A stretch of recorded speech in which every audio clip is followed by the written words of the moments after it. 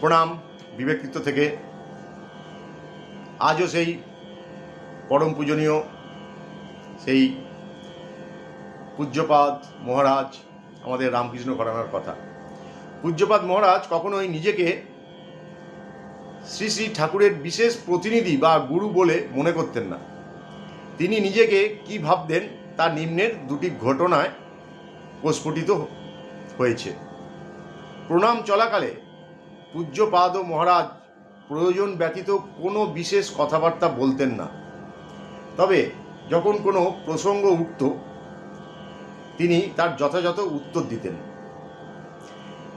একদিন এক বয়োজ্যেষ্ঠ সন্ন্যাসী মহারাজকে প্রণাম করলেন এবং উঠে দাঁড়িয়ে হাত জোড় করে বললেন, মহারাজ, আপনি অনেক দিন ছিলেন না, মঠ ফাঁকা ফাঁকা লাগছিল।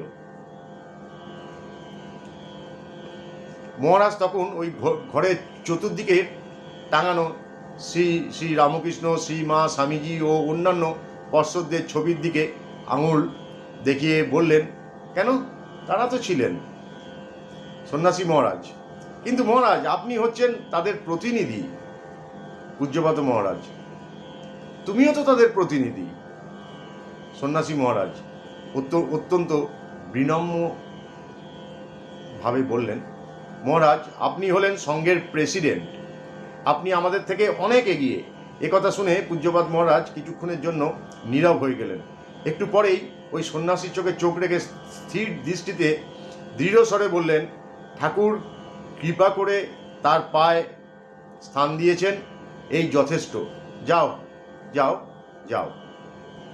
নাগপুরের জনৈকা মহিলা ভক্তের মনে বহুদিনের একটি প্রশ্ন ছিল।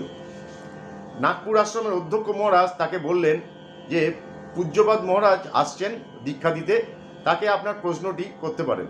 ভক্ত মহিলাটি তাকে জিজ্ঞাসা করলেন, মহারাজ, আমি ঠাকুরকে ছোটবেলা থেকে বড় ভালোবাসি, দীক্ষা নিলে তো আমার ভালোবাসা ভাগ হয়ে যাবে, কারণ গুরুকেও তো আমাকে ভালোবাসতে হবে।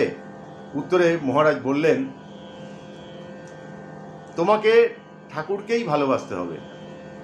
গুরু শুধু পথ প্রদর্শক। ঘটক যেমন স্বামী ও স্ত্রীর মিলন ঘটিয়ে দেয়, সেই রকম গুরু ইষ্ট ও শিষ্যের মিলন ঘটিয়ে দেয়। অসাধারণ। প্রণাম ঠাকুর, প্রণাম মা, প্রণাম স্বামীজি।